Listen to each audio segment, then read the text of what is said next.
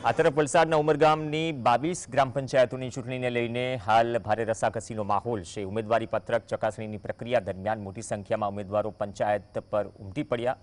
આ ચકાસણી દરમિયાન કેટલાક નાના મોટા વાંધા સામે આવ્યા, ત્યારે મરોલી અને પાલી કરમબેલી ગ્રામ પંચાયતોમાં એક જ પેનલ દ્વારા સરપંચ અને સભ્ય માટે પત્રક ભરાતા બંને ગ્રામ પંચાયતોનો સમરસ બનાવવાનો માર્ગ આગળ વધ્યો છે।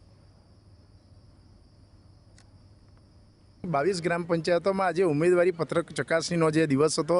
आज 2 ग्राम पंचायतों है, ये 2 ग्राम पंचायतों जे छे ते समरस तरफ एनो मार्ग मोकळो थयो छे, कारण के एक ज पेनले जे छे तेनी अंदर उम्मीदवारी पत्र आज चकासणीना दिवसे क्यांक अरजीओ आवी छे।